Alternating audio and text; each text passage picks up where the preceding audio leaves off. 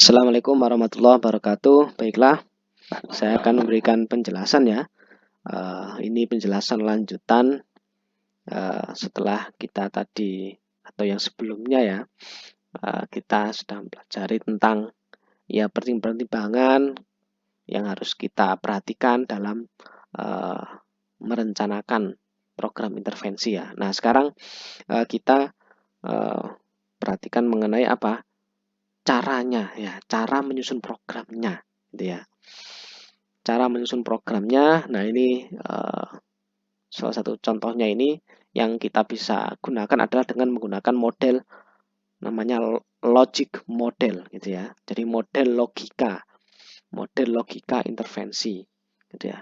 Nah, yang dimaksud logic model ini apa? Yaitu suatu model yang digunakan untuk menyusun program intervensi dengan menggunakan apa gambaran grafis ya, sebenarnya lebih tepatnya tabel mungkin ya gitu ya. Tabel tapi juga bisa kita olah menjadi namanya kayak gambaran grafis tertentu gitu yang di situ program atau model penyusunan program intervensinya itu didasarkan pada apa? Didasarkan pada logika atau alasan yang mendasari suatu intervensi. Jadi yang namanya intervensi itu kan punya alasan, punya tujuan gitu ya. Nah, dari situ kemudian kita membuat model logika. Berarti apa saja sih yang dibutuhkan dari suatu program intervensi itu? Unsur-unsurnya apa saja? Dan alurnya seperti apa? Gitu ya. Nah, akhirnya dibuatlah semacam model grafis yang mencerminkan konten dari suatu program itu. Termasuk di situ prosesnya gitu ya.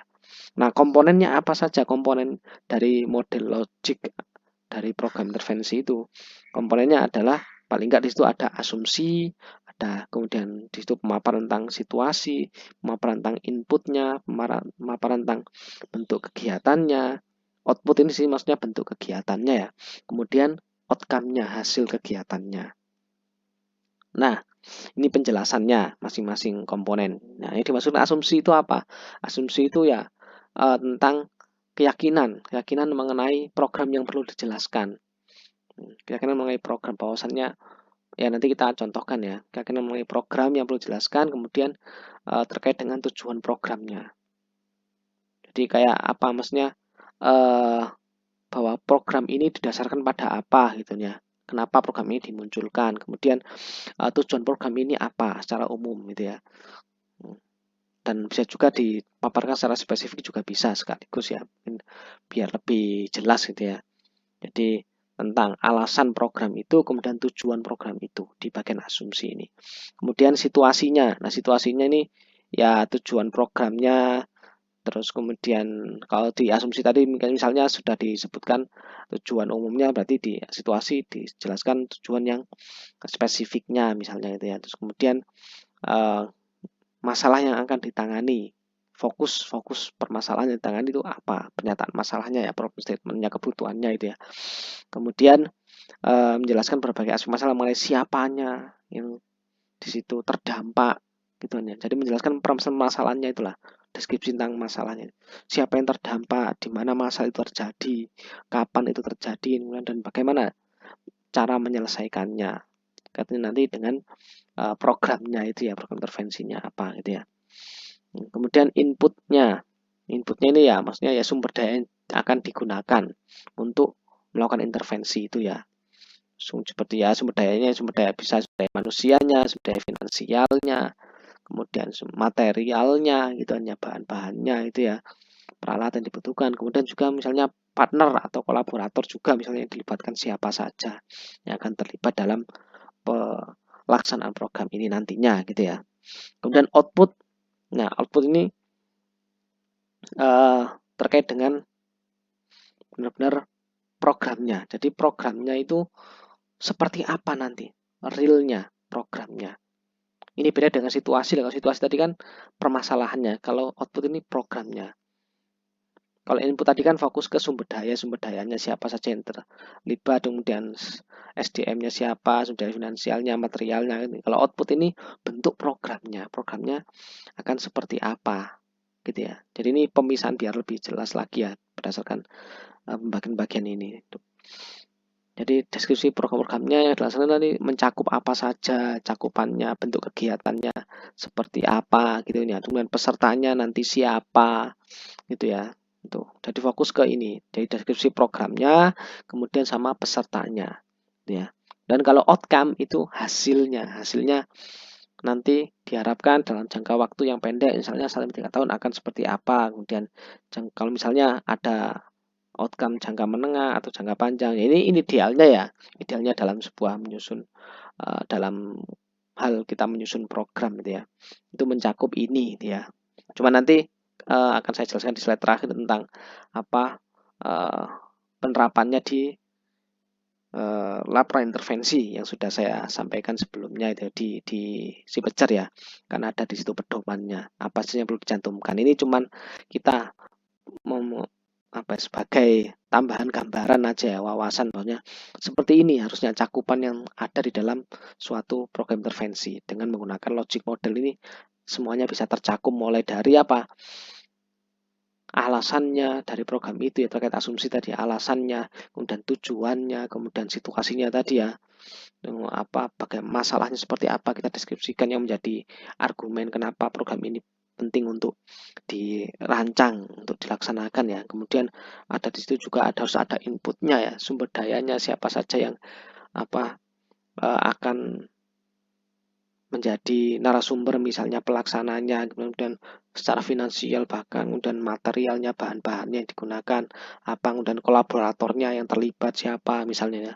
Kemudian juga deskripsi dari programnya itu sendiri ya, outputnya ini ya. Jadi deskripsi programnya juga harus jelas seperti apa kita deskripsikan, kemudian pesertanya siapa kan harus ada juga. Kemudian outcome-nya tadi ya, hasilnya nanti akan seperti apa yang diharapkan, targetnya kan itu, target capaiannya. Jadi menurut model logik semua ini harus tercakup gitu ya. Gitu ya. Itu yang perlu kita pahami ya gitu. Nah, nanti misalnya ini contoh bagaimana model logik itu diterapkan menjadi sebuah ya ini gambaran grafisnya itu ya. Kita contohkan misalnya yang ini aja wis. Tabel 8 ini dari bukunya Good Matcher dan kawan-kawan ya. Saya screenshotkan ini logic model untuk level organisasi ya. Kalau ini level kelompok. Ya, ini level organisasi. Nah, tujuan programnya kan ini untuk mencegah. Nah, ini di program goal-nya adalah mencegah atau menunda perilaku mengawali merokok gitu ya. Jadi ini kan pada siapa? Middle school, jadi pada anak-anak sekolah menengah yang hidup di komunitas X. Jadi untuk mencegah mereka mulai merokok itu loh. Jadi initiation maksudnya mulai merokok. Jadi untuk mencegah atau menunda mereka agar tidak mulai merokok gitu ya. Jadi mereka itu belum merokok, jadi kita berusaha mencegah atau menundanya lah. Jangan sekarang, nanti aja kalau udah agak besar gitu ya. Itu tujuan dari program ini gitu ya. Nah, kemudian untuk level organisasi, nah ini tujuan spesifiknya adalah seperti ini. Ini kan tujuan umum ya, tujuan umum programnya. Dan tujuan spesifiknya untuk level organisasi adalah pada tahun 2011 ini ya, all ini ya, seluruh ini kan organisasinya kan berarti pada level sekolahnya ini. Ini organisasinya pada level sekolahnya. Jadi apa istilahnya, mata pelajaran. Jadi yang ini di level organisasi diharapkan ada mata pelajaran yang di situ memuat pendidikan mengenai kesehatan gitu. Jadi ada semacam course itu ya, mata kuliah atau mata pelajaran itulah di sekolah yang di situ isinya tentang pendidikan kesehatan bagi anak-anak sekolah itu gitu ya, yang ada di komunitas itu tadi. Nah, yang itu di situ isinya menawarkan mengenai apa? Pendidikan pencegahan penggunaan tembakau alias ya merokok, itulah intinya gitu ya. Jadi pendidikan pencegahan merokok gitu ya di level sekolahnya gitu ya. Level organisasi itu maksudnya di sekolahnya. Ini fokusnya gitu ya. Jadi bukan pada si anaknya langsung gitu ya. untuk tapi di level organisasinya gitu ya, sekolahnya bukan siswanya tapi sekolahnya gitu ya. Kalau level yang grup ini kan pada siswanya. Jadi bedakan ya, kalau grup itu ya kelompoknya si individunya itu kan berarti kan ya murid-murid sekolah itu ya secara umum. Nah, kalau level organisasi berarti ya pada sekolahnya itu yang diintervensi. Jadi sekolahnya diminta untuk atau diajak bekerjasama untuk apa? Membuat program apa pendidikan ini kesehatan ini isinya tentang pendidikan pencegahan penggunaan rokok atau tembakau itulah intinya itu ya. Tembakau alias rokok maksudnya lebih spesifiknya ke rokok gitu ya. Itu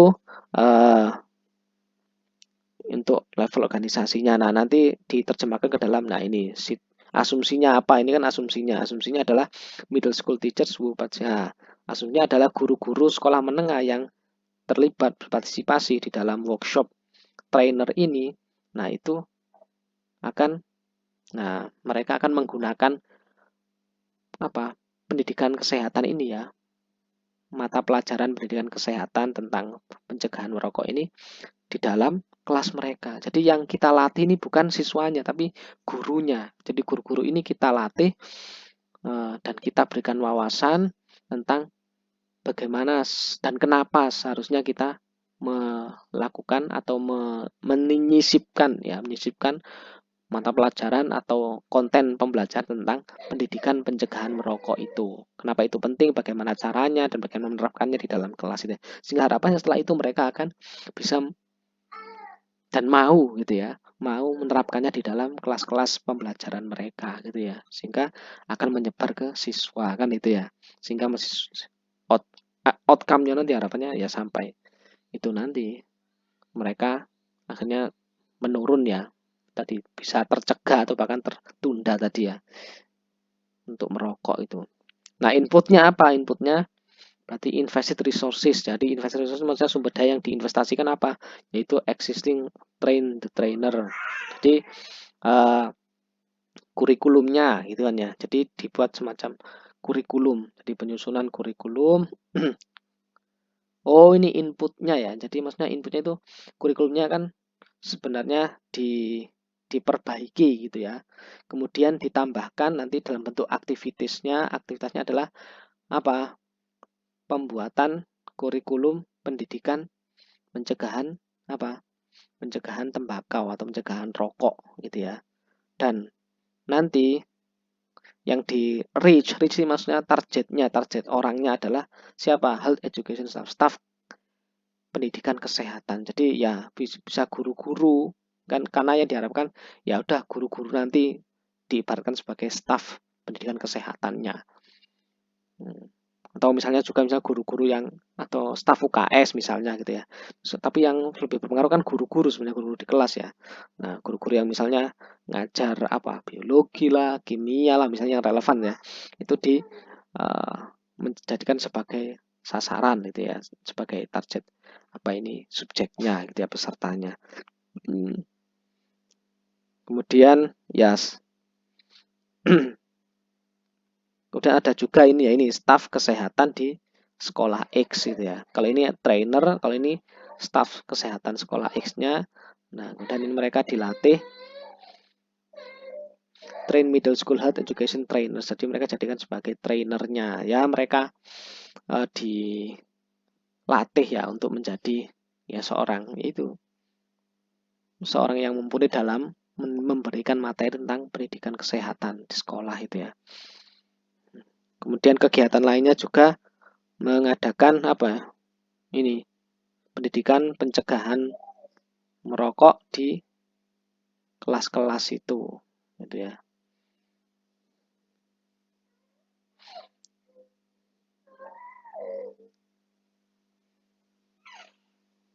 Ini harapannya dari guru-gurunya nanti ya, staff-staffnya nanti.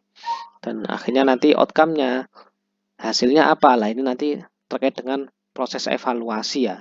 Jadi nanti dievaluasi seperti apa hasilnya nanti. Prosesnya prosesnya input, outcome-nya itu ya.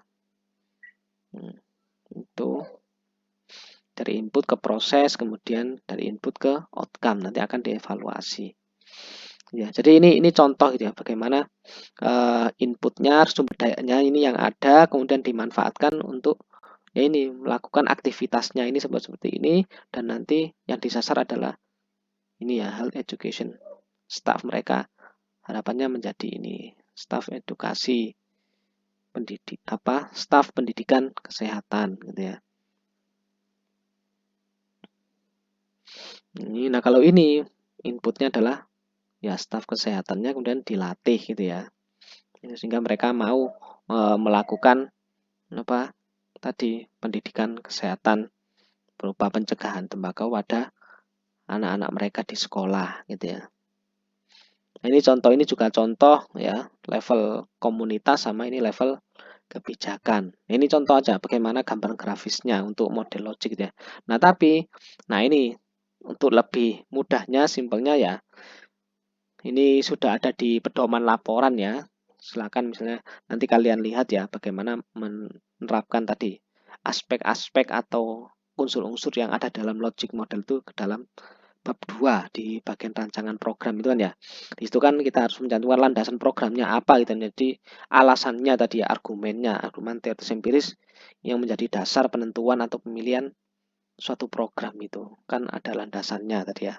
Jadi alasannya apa, terus kemudian eh, di situ setelah kita menemukan gitu kan ya kebutuhan dan kemudian landasan teoritisnya dan empirisnya, baru kemudian kita merancang programnya. Jadi kita namakan programnya apa, bentuk kegiatannya apa saja, dan tujuannya apa, tujuannya spesifik ya, kemudian pesertanya, metodenya, materi yang diberikan, waktu dan tempatnya, tahapannya, langkah-langkahnya seperti apa, spesifiknya gitu ya secara teknis. Kemudian termasuk metode evaluasinya. Khusus untuk metode evaluasi ini akan kita bahas di bagian evaluasi nanti ya, gitu. Jadi di bahkan untuk yang rincian ini ya, rincian programnya, kita misalnya khususnya yang tentang bentuk kegiatannya apa saja gitu ya, termasuk menentukan waktu dan tempat, materi, ya, itu akan kita juga pelajari di pertemuan selanjutnya nanti ya. Kita pelajari tentang implementing the program ya, tentang beberapa pertimbangan yang harus digunakan dalam mengimplementasikan program intervensi. Itu lebih detailnya akan kita bahas di pembahasan tentang implementing ya, tentang penerapan dari program intervensi, dan terkait evaluasinya di bahasan tentang evaluasi gitu ya. Di pertemuan selanjutnya juga setelah implementation program itu. Itu jadi untuk ini kita gambaran umumnya saja gitu ya. Apa yang harusnya ada di dalam suatu program intervensi. Harus lengkap ya. Itu. Oke, saya kira itu yang bisa saya sampaikan. Terima kasih, semoga bermanfaat. Wassalamualaikum warahmatullahi wabarakatuh.